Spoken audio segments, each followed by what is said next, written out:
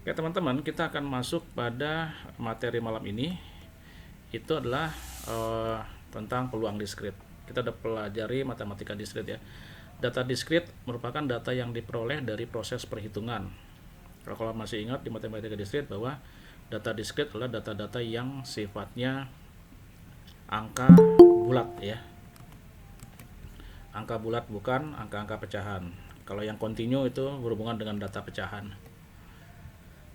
Lalu masing-masing distribusi probabilitas mempunyai parameter. Jadi parameternya berapa supaya kemungkinannya itu dapat dilihat. Parameter merupakan suatu besaran yang menggambarkan karakteristik dari sebuah distribusi. Nah, teman-teman gini, ya. Secara pengertian, distribusi yang sifatnya teoritis itu seperti apa sih? Distribusi teoritis adalah distribusi yang frekuensinya diturunkan secara matematis. Lalu pada distribusi frekuensinya diperoleh dari hasil observasi atau pengamatan. Jadi kita melakukan sebuah pengamatan, maka kita akan mendapatkan frekuensi atau berapa kali itu terjadi. Nah, perbedaan antara distribusi teoritis ya dan distribusi frekuensi dapat dilihat pada tabel hasil observasi. Misalnya kita gini teman-teman. Tabel ini adalah tabel pengamatan atau hasil observasi ketika kita melakukan pelemparan sebuah mata uang sebanyak 100 kali gitu ya, sebanyak 100 kali. Kalau kita perhatikan bahwa mata uang itu kan terdiri dari dua sisi ya, ada sisi angka dan sisi gambar. Nah, percobaan pertama kita melempar untuk jumlah percobaan 100 kali lemparan teman-teman, maka percobaan satu kita mendapatkan sisi angka sebanyak 54 kali, sedangkan sisi gambar adalah 46 kali. Lalu percobaan kedua, kita mendapatkan 61 sisi angka dan 39 sisi gambar. Totalnya adalah 100 kali percobaan. Percobaan 3 sampai percobaan 4 ya, 59 dan 41, 41 sampai 59. Nah, kita dapatkan semua jumlah percobaan itu sama-sama 100 kali pelemparan. Masing-masing percobaan 1 sampai 4 mempunyai frekuensi yang berbeda-beda. Seperti itu. Nah, hasil percobaan ini kalau kita lihat ya, sampai pada teori bahwa mata uang adalah seimbang atau setimbang, teman-teman. Artinya dikatakan bahwa angka dan gambar hanya mempunyai dua sisi mata uang ya, angka dan gambar. Maka kemungkinan untuk muncul angka dan gambar itu adalah seimbang. 50-50. Ya, 50% 50% pada saat toss pertama atau pelemparan pertama. Gitu ya, betul nggak teman-teman ya? Frekuensinya cuma 50%, betul nggak? Betul, Pak. Ya. Artinya probabilitas munculnya sisi gambar dan sisi angka adalah sama 50%. Karena hanya 1:2. Distribusi teoritis muncul sisi gambar dan angka dari pelemparan sebuah mata uang logam sebanyak 100 kali. Seperti yang sudah terlihat. Berdasarkan tabel, diketahui bahwa frekuensi teoritis diperoleh dengan mengalikan probabilitas dengan jumlah percobaan. Sisi angka berapa? 50%. Ya, sisi angka 50%. Kalau sisi angka 50%, maka sisi gambar adalah 50% juga, karena seimbang. Maka sisi angka mendapat setengah, probabilitasnya setengah atau 50%, dikatakan dikalikan dengan jumlah percobaannya. Berapa? Setengah kali 100 dapat 50 secara frekuensi teoritisnya ya. Nah, sisi gambar adalah setengah kali 150. Ini frekuensi teoritis teman-teman. Karena berdasarkan apa? Sisi gambar dan sisi angka mempunyai kemungkinan yang sama. Tapi in fact atau faktanya apa? Itu ya, percobaan 1 toss 100 kali, sisi angka muncul berapa? 54. Sisi gambar 46. Tidak ada yang 50%. Tetapi secara teoritis bahwa dikatakan angka dan gambar mempunyai peluang yang sama. Sampai sini bisa dipahami? Bisa, Pak. Secara teori ya teman-teman ya, secara teori adalah 50-50. Tetapi pada saat kita berbicara pelemparan yang aslinya atau nyatanya itu tidak mungkin juga 50% 50% ya. Seperti yang di sini. Oke, 100 kali 54 sama 46 gitu. Oke. Manfaat mempelajari distribusi teoritis apa? Dengan mempelajari distribusi teoritisnya, maka kita menjadi tahu pola distribusi frekuensinya, teman-teman. Untuk apa sih juga kita tahu tentang distribusi teoritis? Contohnya gini, pengusaha rumah makan perlu mengetahui pola selera makan yang digemari para pelanggannya dengan melihat pengalaman masa lalu. Saya katakan, kita bisa memprediksi, ya, kita bisa memprediksi masa depan atau di kemudian hari dengan apa? Bukan cenah atau katanya, tapi adalah berdasarkan pengalaman masa lalu, atau pengalaman bulan lalu, pengalaman 1 minggu yang lalu, ya, atau pengalaman 3 bulan yang lalu. Ini ternyata yang banyak makan di sini banyak makan rendang gitu. Nah, maka kita siapkan adalah yang terbanyak adalah rendang, seperti itu, ya. Semakin banyak itu dibeli atau dimakan oleh konsumen, maka itu yang harus disiapkan lebih banyak. Nah, kita lihat sekarang ada jenis-jenis distribusi diskrit. Ada distribusi binomial, teman-teman, ya, atau ada dikatakan juga adalah distribusi Bernoulli. Kenapa disebut Bernoulli? Karena penemunya adalah Bernard Bernoulli, teman-teman. Maka ada yang menyebut juga adalah distribusi Bernoulli. Tetapi lebih sering disebut adalah distribusi binomial. Lalu ada distribusi Poisson. Lalu ada distribusi hypergeometrik. Yang akan kita pelajari untuk malam ini adalah pertemuan partnya adalah distribusi binomial, binom atau dan Poisson. Ya, kita kupas satu-satu ya.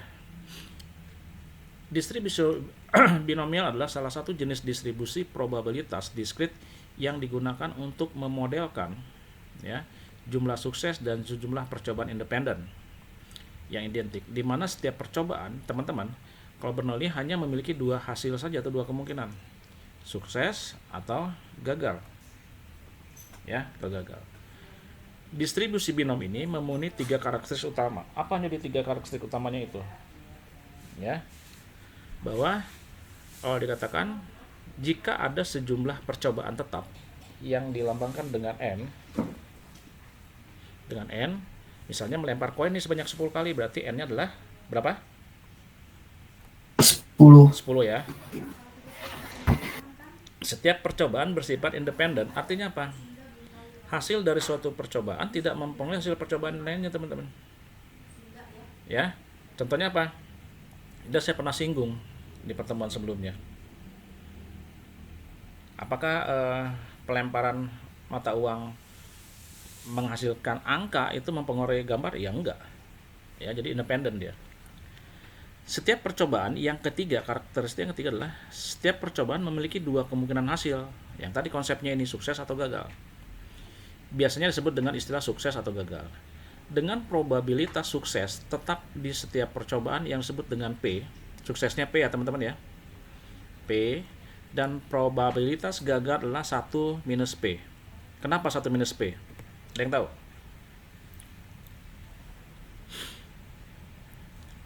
Ya, minggu lalu baru saya jelaskan kenapa 1 minus P. Ada yang masih ingat nggak? 1 itu dari 100%, Pak. P itu probabilitas gagal. Ya, jadi 1 itu adalah setiap kemungkinan, probabilitas adalah selalu pada merujuk angka 1 atau 100%. Maka kalau kalau suksesnya 1 atau 100%, maka kegagalannya adalah 1 minus P, gitu ya. Atau kegagalannya adalah tergantung dari pengurangan dari suksesnya, gitu ya. Ada yang masuk, teman-teman nih. Lanjut lagi. Nah, distribusi binomial mempunyai formula seperti ini, teman-teman. B X titik koma N, P sama dengan apa? Ini distribusi binomialnya ya, sama dengan didapat dari NX. Ini adalah sebentar, ada yang masuk lagi nih. Ya. Yang NX ini adalah kombinasi, teman-teman. Kita belajar untuk kombinasi dan permutasi. Ini kombinasi ya, kombinasi N dengan X. Kombinasi dengan X dikali dengan P pangkat X dikali dengan Q pangkat N minus X, di mana X-nya adalah bilangan kayak gini, 0, 1, 2 sampai dengan ke N. N adalah jumlah percobaannya, K adalah, kok ini X nih betul ya, buat ya, ganti dengan X nanti nih. X adalah jumlah sukses yang diinginkan, P adalah probabilitas sukses dalam suatu percobaan, NK, oh ini data,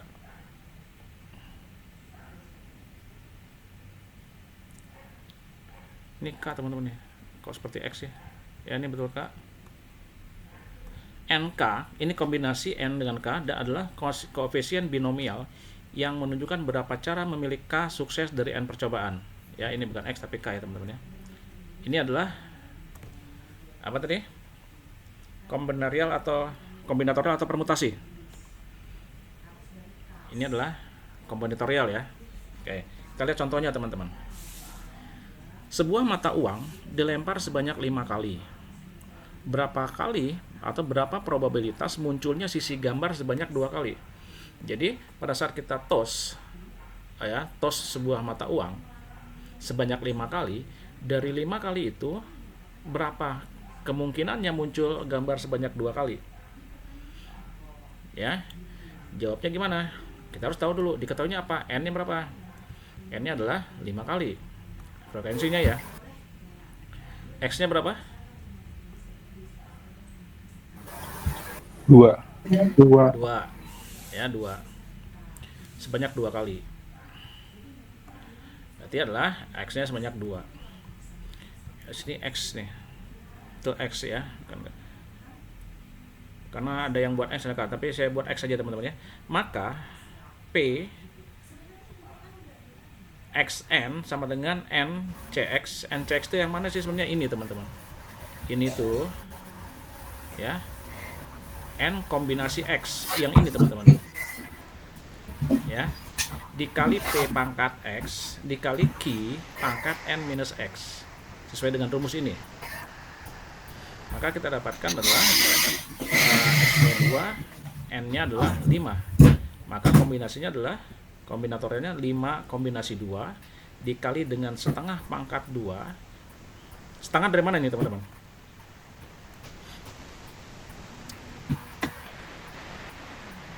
Ada yang tahu setengah dari mana? Itu P, Pak, berarti probabilitas muncul sisi gambar. Iya, P kan adalah peluang sukses ya. Gambar, sisi gambar itu peluangnya berapa suksesnya teman-teman? 50-50. 50%. 50% kan? Sama dengan angka 50%. Nah, kalau 50% berapa berartinya? Setengah. Ya, 50% setengah. Berarti kita buat setengah. Boleh 0,5 juga boleh. 0,5 kuadrat boleh. Setengah pangkat 2 dikali dengan setengah ini. Setengahnya apa? Q. Peluang gagalnya adalah 1 minus Q kan? 1 minus P. 100% kurang 50% atau 1 kurang 5. Ya 50%. Maka setengah ini adalah kemungkinannya Q. Ya, probabilitas Q setengah-setengah. Dikali setengah pangkat N minus X, 5 kurang 2. Kita dapatkan adalah 5 kombinatorial 2, betul nggak 10 teman-teman? Gimana caranya? Kombinatorial rumusnya apa? 5 faktorial. Bantu saya. Dibagi 5 kurang 3 faktorial. Langsung gini. 5 kurang 2 atau kurang 3? Kurang 2, Pak. Kurang 2. Faktorial ya. Cukup seperti ini enggak?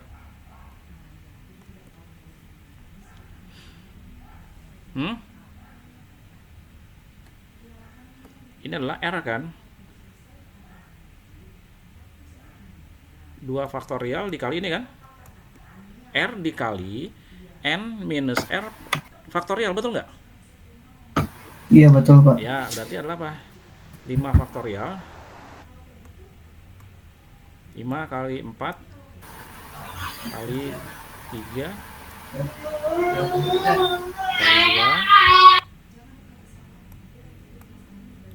2 kali 1 dibagi berapa nih? inilah 3 faktorial ya. 3 faktorial dikali dengan 2 faktorial. 2 faktorial. Gitu kan? Dicoret kan? Betul ya? 5 Betul. kali 4 adalah 20.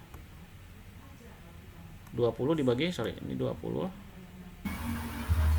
dibagi dengan 2. 2 sama dengan 10. Ini dia teman-teman. 5 kombinat 5 dengan 2 adalah 10 dikali setengah pangkat 2. Setengah pangkat 2 ya sama saja 1 pangkat 2 dibagi dengan 2 pangkat 2 teman-teman. 1 per 4. 1/8 dari mana? 1 setengah pangkat 3 ini kan. 1 pangkat 3 dibagi dengan 2 pangkat 3. 1/8.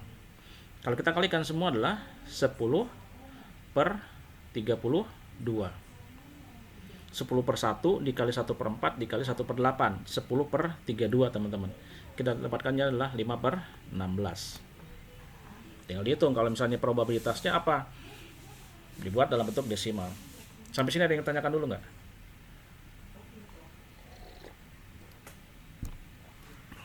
Aman? Aman, Pak. Oke ya. Aman, Pak. Nah sekarang kita kalau berbicara tentang binom, distribusi binom, itu ada rata-rata dan deviasi standar distribusi binom. Untuk mencari rata-ratanya adalah mu sama dengan n minus p. Ya, kalian tidak begitu ini lagi, mu itu sudah muncul di analisis multivariat ya. Di mana mu-nya adalah rata-rata, n jumlah percobaan, p adalah probabilitas sukses, q adalah probabilitas gagal. Oke. Deviasi standarnya adalah delta sama dengan ini akarnya teman-teman, ini karena simbolnya gini, ini sebenarnya akarnya dari semua. Jadi n kali p akar dari n kali p kali q. Jadi ya, deviasi standar di analisis multivariat juga sama. Deviasi standar itulah delta atau S ya, teman-teman kemarin ya. Deltanya sama dengan akar dari perkalian n dikali p dikali q. Nah, sekarang bagaimana? Contoh lagi ya, kalau berhubungan dengan deviasi standarnya. Berapa rata-rata dan deviasi standar dari pelemparan sebuah mata uang yang dilempar 300 kali? Nah, berapa rata-rata dan deviasi standarnya gitu? Jawabnya P setengahnya dari mana teman-teman?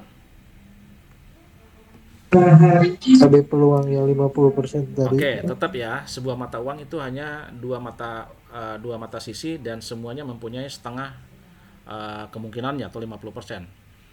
Peluang suksesnya adalah setengah, n-nya 300. Rata-ratanya gampang banget, tinggal dicari mu-nya sama dengan n dikali p. 300 kali setengah dapat 150. Ini rata-rata atau mu-nya. Nah, deviasi standarnya gimana? Delta sama dengan akar dari 300 kali setengah kali setengah. Kalau dihitung teman-teman ya, 300 kali setengah berapa? 150. 150 kali setengah berapa? 75. Akar 75 adalah segini teman-teman, 8,66. Itu ya, ini kita udah dapat. Kalau ditanya rata-ratanya berapa? 150 ya, rata-ratanya 150. Lalu kalau ditanya deviasi standarnya berapa? 8,66.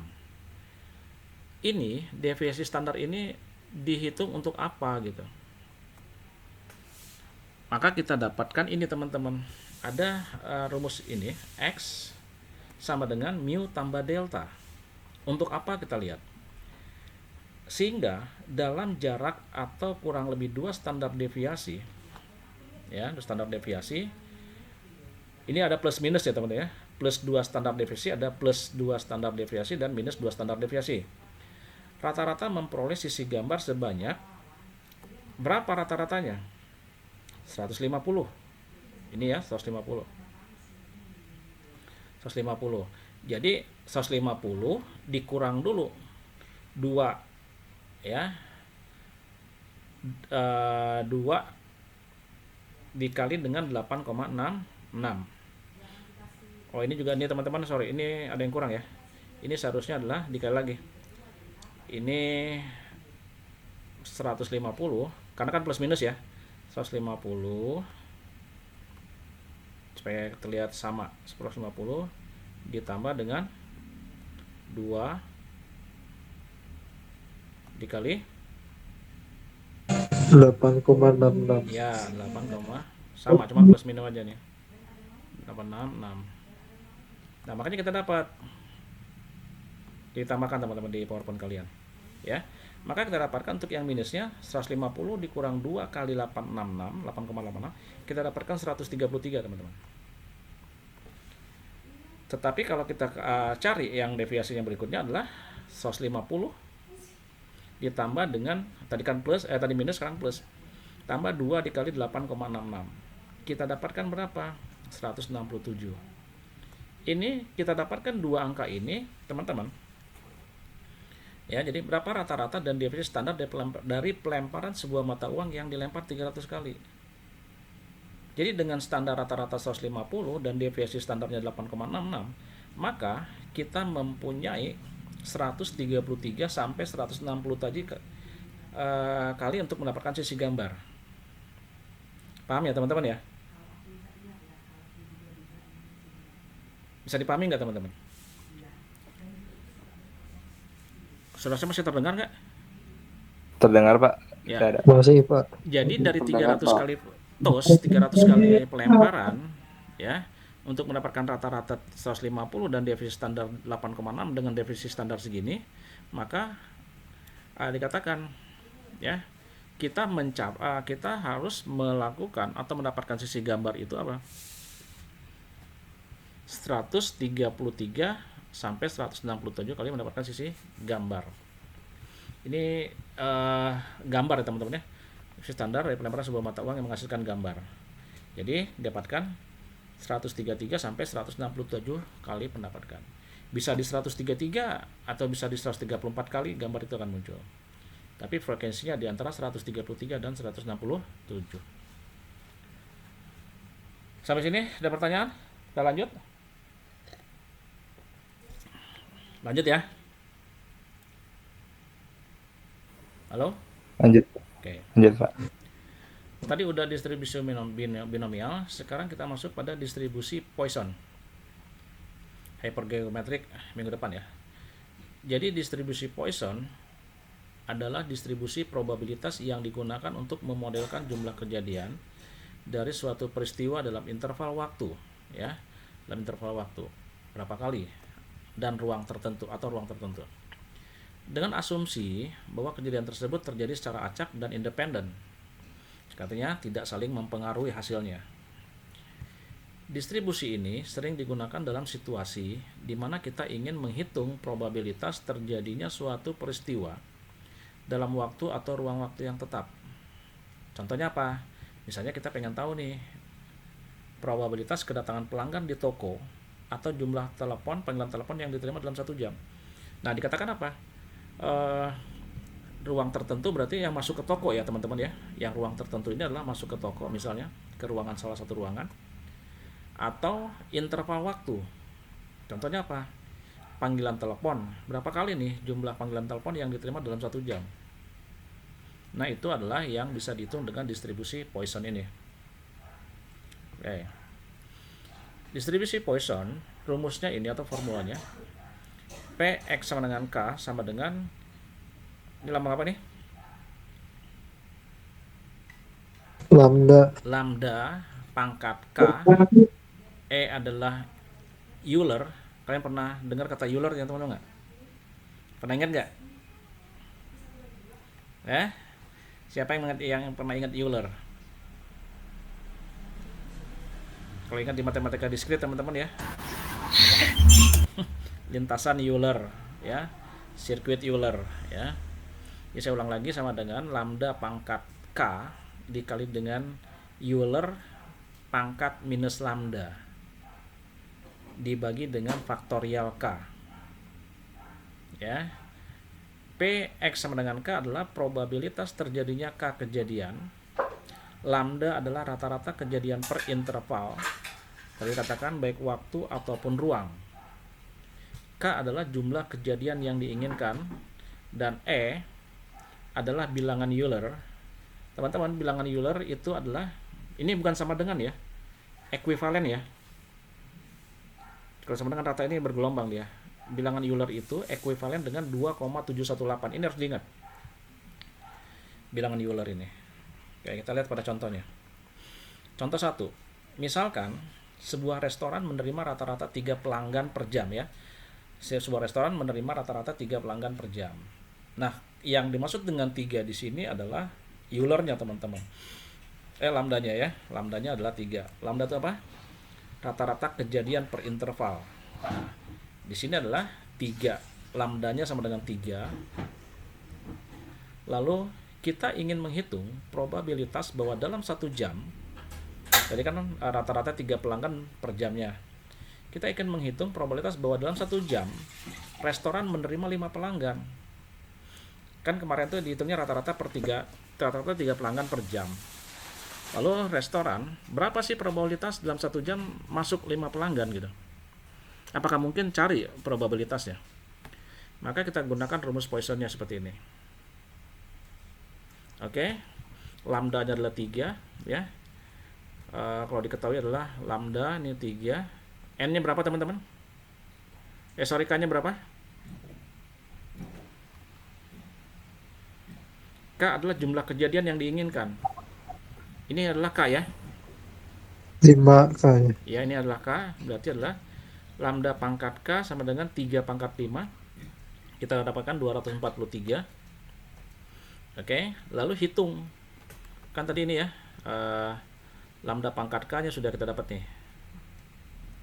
Nah, sekarang kita cari Euler pangkat minus lambda.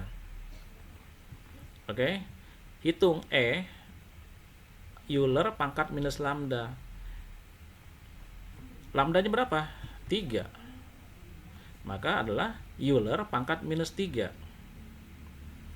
Kita dapatkan teman-teman, 2 tadi dikatakan 2,718 itu Eulernya. Berarti 2,718 pangkat minus 3 itu kita dapatkan ekuivalen dengan 0,0498. Ya, jadi ini sudah kita dapatkan. Ini sudah kita dapatkan. Ya. Lalu dibagi dengan K faktorial. K-nya berapa? 5. Maka kita hitung. K faktorialnya berapa? 5 faktorial. 5 kali 4 kali 3 kali 2 kali 1 sama dengan 120. Angka ini udah dapat semua dong. Baru kita masukin saja ke sini. Ya. 3 pangkat 5 panas minus 3 bagi 5 faktorial. Kita dapatkan 200 sama dengan 243 dikali 0,0498. Ini teman-teman ya hasilnya ya. Kita dapatkan 243 dikali 0,0498 dibagi dengan 120 K faktorial. Kita dapatkan ekuivalen dengan 0,1008. Jadi, probabilitas atau kemungkinan bahwa restoran akan menerima 5 pelanggan dalam 1 jam adalah sekitar 0,1008 atau sekitar 10,08%, teman-teman. Tadi dikatakan faktanya bahwa apa? Rata-rata kan kita nerima tadi berapa? Hanya 3 pelanggan. Coba pertanyaannya, kalau 5 pelanggan dalam 1 jam berapa probabilitasnya? Hitung dengan cara distribusi Poisson ini. Kita dapatkan hasil perhitungan bahwa 5 pelanggan dalam 1 jam mempunyai probabilitas sebesar 0,1008 atau sekitar 10,08%. Sampai sini, ada pertanyaan nggak?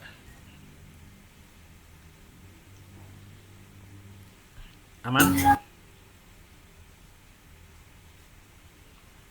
Saya lanjut. Aman, bisa? Pak. Saya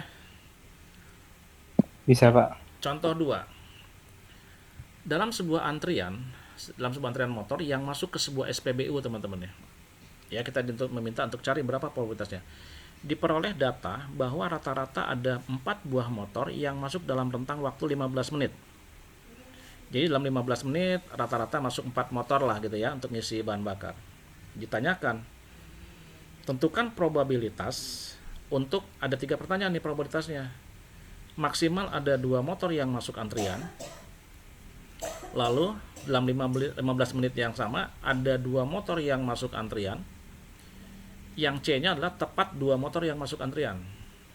Oke ya, jadi ada 3 pertanyaan nih. Probabilitas untuk 2 motor, maksimal 2 motor, minimal ada 2 motor, dan tepat ada 2 motor. Jadi kita harus mencari masing-masing probabilitas ini. Ada 3 probabilitas yang akan muncul. Kita lanjut ya. Nah teman-teman, cara jawabnya gini ya. Yang pertama saya katakan, cari dulu yang untuk yang A, yang maksimal ada 2 motor.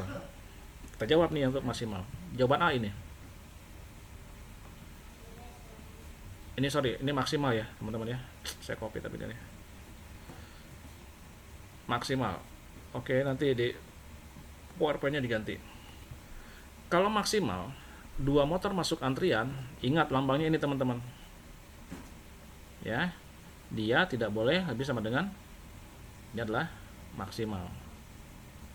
Lambangnya lebih kecil sama dengan paling besar kan? Paling besar 2. Berarti X adalah X kurang dari sama dengan 2 sama dengan ini teman-teman, karena 2 kurang dari 2, maka kemungkinan pertama adalah X-nya sama dengan 0. X-nya kan katanya kurang dari 2 atau sama dengan 2, berarti X-nya adalah 0, X-nya 1, dan X-nya adalah 2. 3 masuk nggak teman-teman? X-nya 3 masuk nggak? Nggak masuk, Pak. Nggak Enggak, masuk, Pak. karena 3 adalah bukan maksimal dari 2. Ya, 3 itu adalah di atas 2 teman-teman. Jadi kita buat X-nya 0, 1, dan 2. Ini yang probabilitas yang mungkin ya. 0, 1, 2. Lalu kita cari untuk yang X-nya 0. Ya. Sama seperti tadi. Kita cari dulu. Euler minus 4 dikali 4 pangkat 0 dibagi dengan 0 faktorial. Didapat ini. Nanti kalian hitung saja sendiri ya. Ini saya kasih tahu caranya seperti ini. Lalu dapat 0,0183,1 dibagi dengan ini dikali dengan 1. 4 semua angka yang dipangkatkan dengan 0 itu berapa teman-teman? 1, Pak. Ya. 1. Semua angka yang dipangkatkan dengan 0 adalah 1. Berarti Euler pangkat minus 4 itu dapat 0,0183. Teman-teman lihat ya. Ini berbeda dengan perkalian. Kalau pangkat min 4 Euler itu, maka hasilnya pasti positif teman-teman. Kalau dia pangkatnya genap.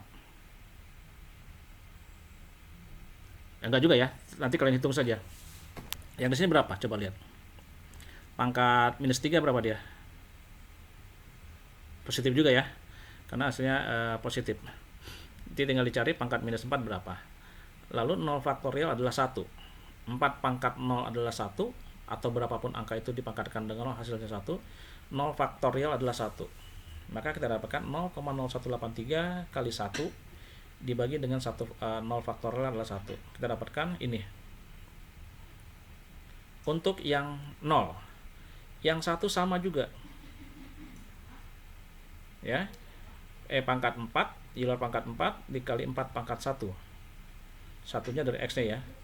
Lalu didapatkan 4 pangkat 1 adalah 4, 0,0183-nya tetap, di 1 faktorial adalah 1. Dapat yang kedua, untuk X sama dengan 1 adalah ini. Untuk X sama dengan 2, 4-nya pangkat 2 sekarang. Ya. Maka kita dapatkan ini. Maka untuk yang ini, jawaban A ini, kita jumlahkan semua. Yang 0, yang 1, dan yang 2. Ya, 0, ini adalah 1, ini adalah 2. Kita dapatkan 0,2379. Oke. Sekarang tadi saya jangan ngopinya tepat 2 ini minimal. Oke teman-teman. Nah kalau yang minimal 2 motor, berarti itu adalah paling kecil 2 teman-teman ya. Makanya lambangnya minimal itu adalah lambangnya ini, lebih besar sama dengan.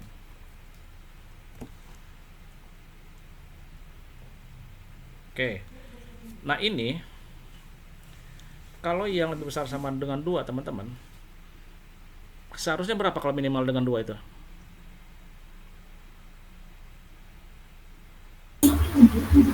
3 ke atas, Pak. 3 ke atas ya. Nah, untuk yang distribusi Poisson ini teman-teman, lambangnya minimal harus seperti ini, lebih besar sama dengan, tetapi rumusnya jadi ini. 1 minus P X kurang dari sama dengan 1. Ya.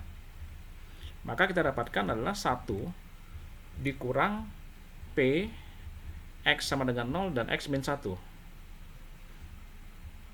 Jadi kalau 2 ini teman-teman justru yang di sini adalah dicari adalah di bawahnya juga.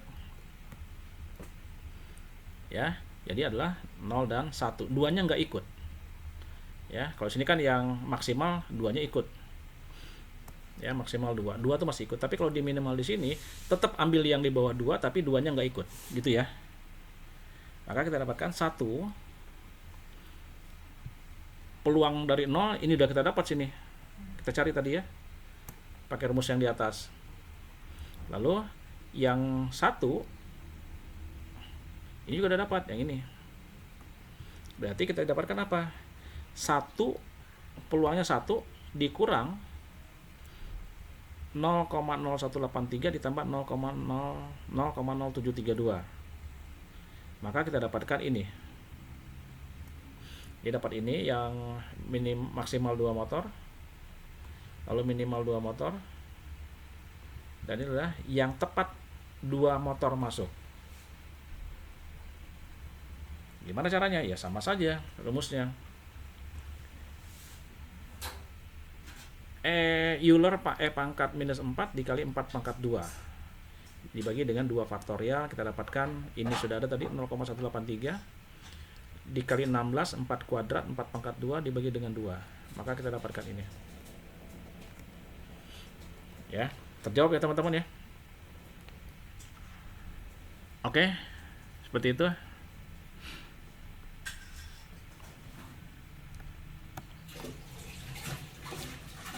Kalau nggak ada pertanyaan saya lanjut. Oh, udah habis teman-teman nih. Ya. Saya katakan hanya sampai dengan